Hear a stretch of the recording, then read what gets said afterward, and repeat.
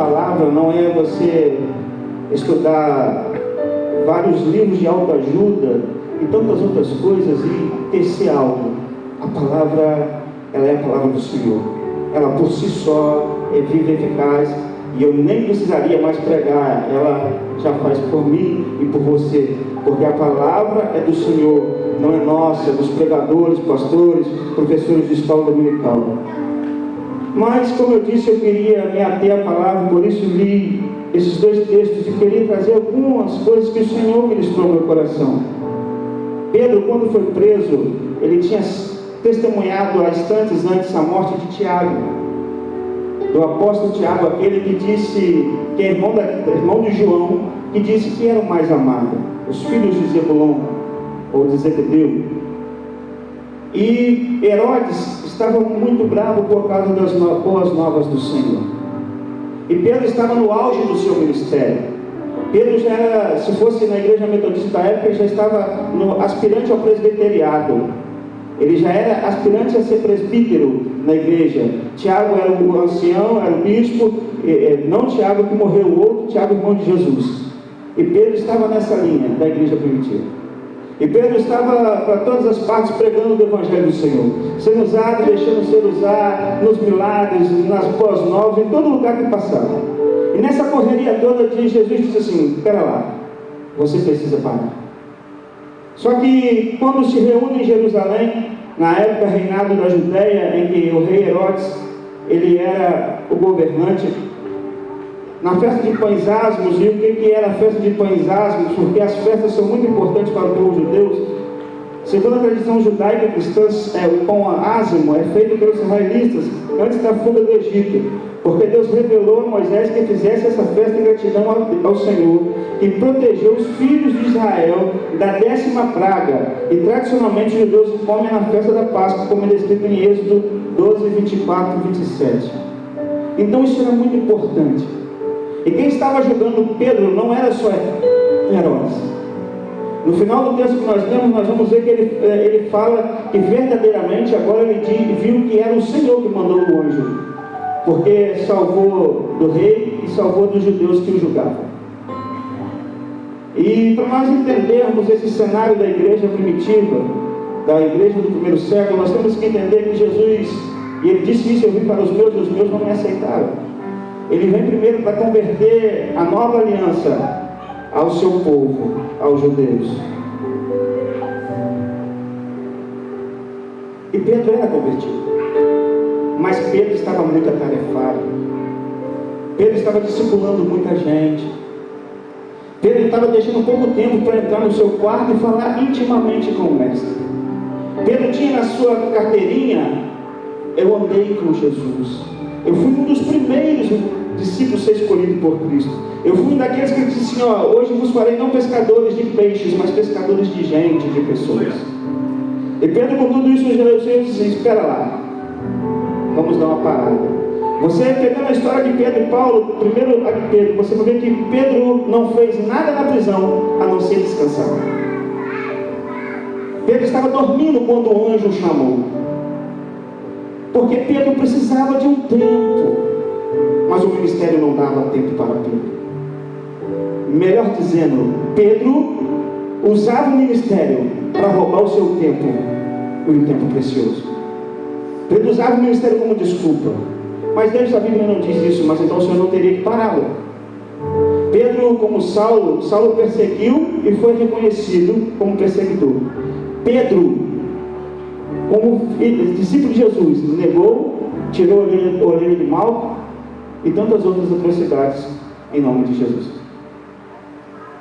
E nesse momento do ministério de Pedro, o Senhor diz: Pedro, para aí, vou te levar para o cárcere, para você ver verdadeiramente o Deus que você serve.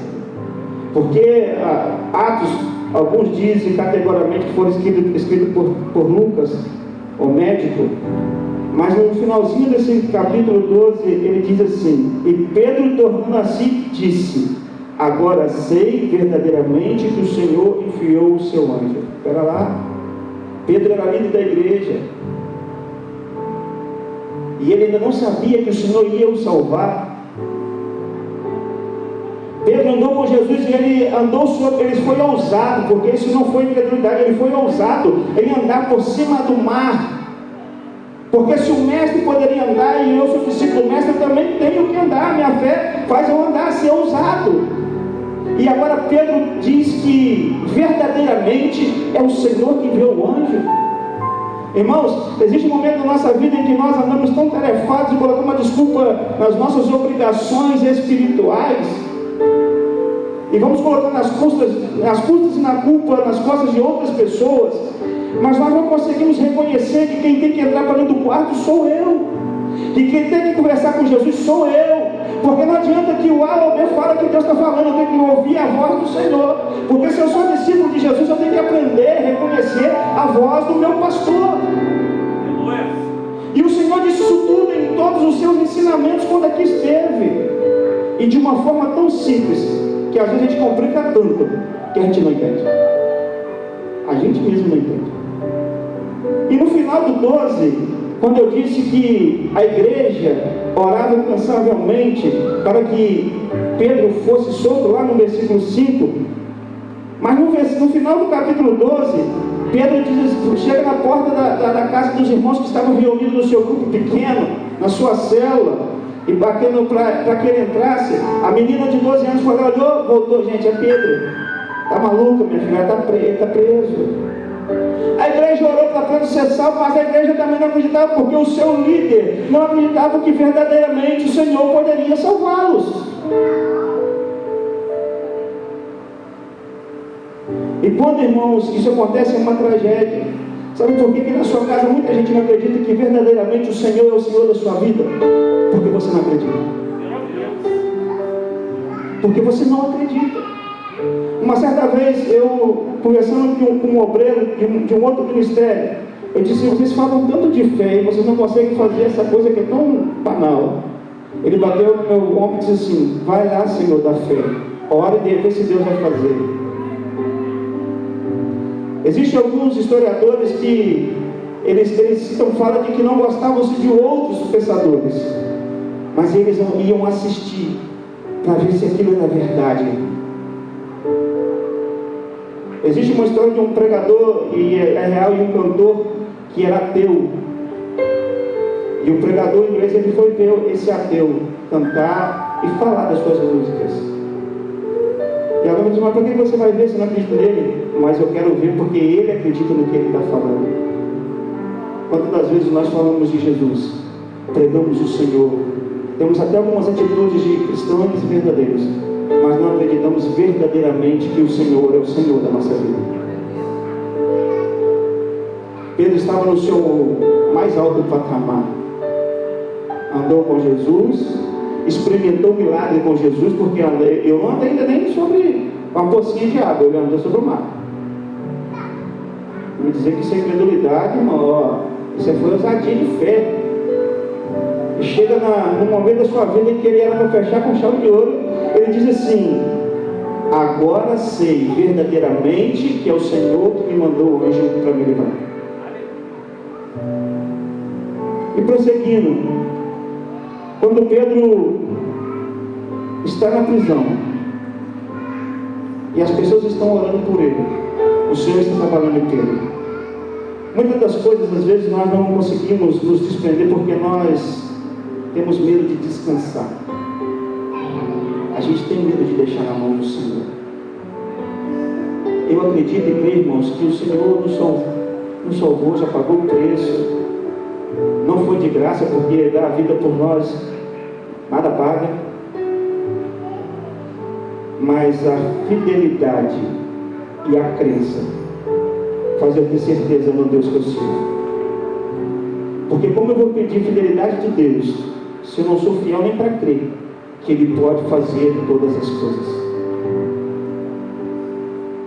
Eu preciso crer no Deus que eu prego, que eu vivo, que eu digo que é amor. Eu não preciso só fazer discurso, porque a palavra já disse isso. E Pedro, seguindo a vida, chegou na casa, depois de várias tentativas, a igreja viu que era Pedro mesmo, acreditou porque viu, aí depois eles vão e calunia Tomé, né? Porque Tomé disse, não, eu quero ver o meu amigo. A mão dele tem que estar furada, eu conheço as digitais dele. Mas a igreja não acreditava no Deus que pediu. E seguindo em frente, no capítulo 16, Paulo já é diferente. Paulo, aquele novo convertido que já sabia muita coisa, porque ele estudou com Gamaliel, então de lei, tudo ele sabia. Mas a graça o alcançou. Saulo, quando ele se converte na estrada de Damasco, depois que ele chega em Damasco, que o ancião vem, ora, para cumprir tudo aquilo que Deus mandou, ele começa a pregar ali, algumas pessoas tentam prender, matar, porque achavam que era uma artimanha. Ele vai para o deserto da Arábia, fica 3 anos e depois volta para Jerusalém. Só para a gente ter ideia, as duas prisões estão há 2 capítulos praticamente, mas não foram vivenciadas no mesmo tempo. Tem uma diferença de 3 a 5 anos. E quando Paulo está pregando em Filipos, na Macedônia, um pouco antes, ele escuta Deus falar assim: passe a Macedônia. E Paulo, com aquele ardor evangelista, missionário, vamos embora. Quando ele chega lá, é aquela menina, filha dos pretores ou dos predores, em que vivia daquilo, porque ler cartas, talvez hoje seriam os búzios, adivinhar a sua vida, era o ganha-pão deles. E o diabo aproveitava isso.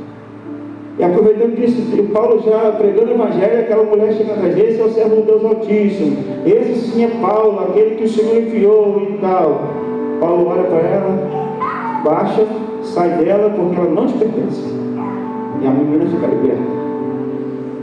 Porque Jesus comprou ela por sangue, então ela não te pertence. E a menina ficou liberta. E depois da libertação, vem uma consequência. Aqueles caras que eram empresários daquela menina disse: espera lá, o rapaz quer quebrar nossa banca. Esse cara que está chegando aí, que veio de Cesareia, quer quebrar nossa banca. Foi no governante e disse assim: olha, precisamos que você prenda o tal de Saulo, que agora é Paulo. Mas por quê? Está trazendo heresia no meio dos romanos.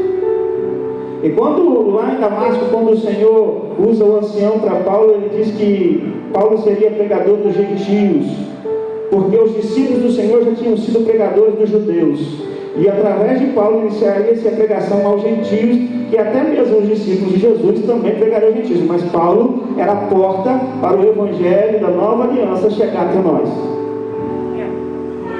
Claro que tudo mediante Jesus, mas Paulo, como evangelista e missionário, seria essa porta para chegar até nós.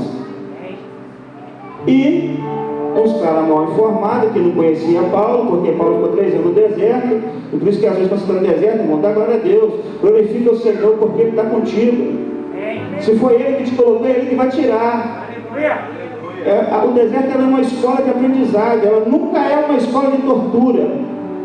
Ela é uma escola de aprendizado. Agora depende da sua visão. Se você vê ela como tortura, você vai ficar 40 anos como o povo de Israel, perambulando e rodando em círculo, até Deus falou assim: vamos salvar Davi e mandar para a terra prometida, porque eles não aprenderam ainda que o deserto só era uma escola. Porque no deserto eu vou entender que eu só dependo de Deus. No deserto eu vou entender que Deus está falando comigo. É no deserto que o Senhor me dá as maiores e melhores formas de estar na sua presença. É no choro que eu me despido de mim mesmo, me torno nu como Adão e Eva estavam no dia do jardim do Éden quando eles pecaram. É no deserto que o amor do Senhor me constrange. É no deserto que a escola vai ter o professor sublime, o sumo pastor, aquele que passou por mim e você na cruz do Calvário, e que não ensina-nos com a tinta de caneta comum, mas nos escreve com letras de sangue. É lá no deserto. E Paulo tinha passado isso tudo, então todo mundo esqueceu que Paulo existia. Então, e também pelo ideal de pagar o seu mal do seu passado, porque ele era perseguidor. E aí eles pegam Paulo, não satisfeito, antes de mandar ele para o cárcere, dão uma coça nele. Os açoites, segundo a tradição, eles tinham pontas de dente caninos, em que geralmente batiam os açoites romanos e se puxava a cara. É por isso que Paulo lá na frente diz assim: olha, já passei por fome, já fui açoitado, já fui preso, já me afoguei. mas todas as coisas posso naquele que me chamou, que é Jesus. Essa é a certeza que faltava para Pedro. E por isso que ele teve que fazer a prisão. E prende-se Paulo. E Paulo, que era evangelista, um dom gratuito, chama assim, vamos compor uns hinos aí agora. Vamos cantar uns hinos do Inário, do Worship, vamos cantar os hinos dos ministérios, vamos embora. A gente canta um hino e ora, ora e canta e vamos embora. E pela tradição já estavam cantando há um tempo, porque os copistas da Bíblia, eles relatam com grande riqueza. E já era quase meia-noite, então eles estavam cantando há bastante tempo. Não era um cultinho igual o nosso de 2 horas, 1 hora, e a gente já cansa, o joelho dói, tira um copo lá porque é vergonhoso, mas Jesus que morreu naquele Calvário, né? Aí houve-se um estordalhaço, como se um terremoto. E nesse estardalhaço, não somente Saulo foi salvo ou liberto, mas todos aqueles que estavam na cadeia. Pedro precisou de 16 homens. Saulo ou Paulo estava apenas com um guardinha. Quando Deus quer falar com você, às vezes Ele vai usar muitas pessoas para te bloquear em algumas coisas para você entender que Deus quer falar com você. Mas quando Deus quer te usar, Ele vai colocar só pessoas para que sejam você a ponte de levar elas até o Senhor. Por isso que vai chegar período que nós seremos Pedro, mas vai ter tempo que seremos Paulo. E quando Paulo acontece todo esse estardalhaço, o parceiro disse assim: estou morto. Antes que o rei me mande matar, eu vou tirar minha vida. Antes que o rei me condene por todos os presos que fugiram, eu tiro a minha. E quando ele, com certeza pessoal, porque Paulo gritou com ele, agora já era. Falou: opa, pera aí, estamos tudo aqui, tá? Fica na sua, que é Deus que está fazendo, você espera aí. E a Bíblia diz categoricamente que aquele carcereiro foi salvo e pregou o Evangelho para toda a sua casa. E além de ser salvo, confesso, se batizaram e seguiram na crença de Deus, como relata mais adiante em Atos 16. Notamos aqui que o autor e consumador da nossa vida nos proporciona diversas situações, algumas que até nos ferem ou nos pedem sacrifícios, mas todas para que possamos a depender só dele e entender que estamos aqui para sermos pescadores de gente, como ele disse aos seus discípulos ao iniciarem a sua missão. Irmão, adorar a Deus é muito bom. Falar da sua palavra é ótimo. Orar nem se fala. Falar em língua, então, a gente fala até nas paredes. Mas se no seu scorezinho não tiver pessoas salvas através da sua vida, desculpe a franqueza, estamos fazendo muito pouco. Ou quase nada. E o Verbo se fez carne, para que todos nós tivéssemos vida e vida em abundância. E através da carne que se fez, fôssemos libertos do pecado.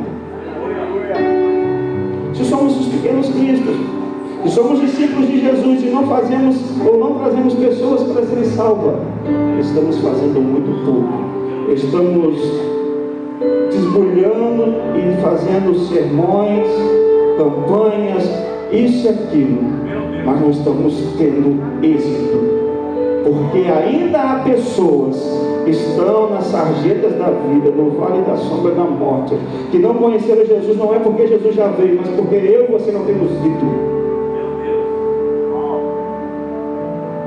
Deus pega Pedro e prende ele para ele ver isso. Não é tudo que tu está fazendo, cara. Você precisa também ter um tempo.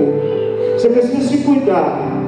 Mas ele fala assim: pega Paulo e diz: agora você já se cuidou, já passou pelo deserto, agora você vai. E a história de Paulo foi tão gratificante que Paulo pregou para quase todos os magistrados romanos que governavam a Judéia, até chegar o rei Agripa. Foi a Festo, foi o rei Agripa. E o Evangelho chegou até mim e você por causa disso. Talvez você não vai pregar para o prefeito, para o governador, para o presidente. Mas talvez você pregue para o copeiro que vai levar a mensagem para o presidente.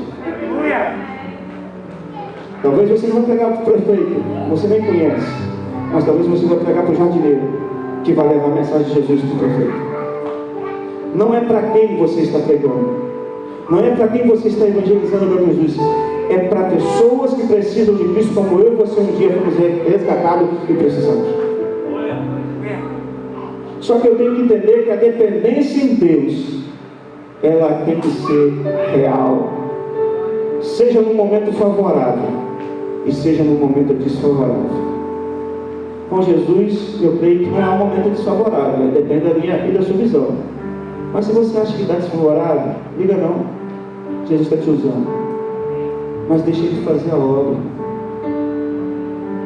Até o médico precisa de um outro médico para se curar. Nenhum médico é autossuficiente quando está doente para ele se cuidar. Existem casos que ele vai poder medicar, mas existem casos que ele vai precisar de um outro doutor, amigo dele, para curá-lo, ou para levá-lo pelo caminho da cura. Jesus já levou sobre ele todas as nossas feridas, dores. Ele já levou sobre ele todo o nosso castigo. Ele já levou sobre ele tudo aquilo que era de ruim nosso. Ele só nos pediu que fôssemos verdadeiros adoradores. E verdadeiros adoradores não são verdadeiros cantores. Adoradores é aquele que leva a presença, a graça do Senhor sobre si, deixando o rastro do Espírito Santo, levando a salvação e libertação ao cativo. Isso é um verdadeiro adorador. Vou botar uma última ilustração e vou terminar mesmo. Tinha um senhor pescando na beirada da praia. E de repente passa o banhista, olha para a sua cozinha que está lá assim, você está pescando? Ele estou. Pegou nada, hein? Já está de tarde. Não tem problema não. O mar é grande, está cheio de peixe. Uma hora um peixe vem. Eu preciso de paciência e de ter uma boa isca. Talvez você não tenha tido paciência e não tenha usado a isca certa. Talvez eu não tenha tido paciência e não tenha usado a isca certa. O mundo jaz no maligno, sim, mas o mundo tem pessoas 99,9% ou 100% carentes do Senhor. Precisamos ter paciência e a isca certa. E uma dica: a isca certa só é palavra e oração. Não é um pedacinho de carne que você vai colocar na sua vara que vai pegar com o peixe. Mas é a paciência e a palavra e a oração. Viver em Deus é melhor do que já experimentamos.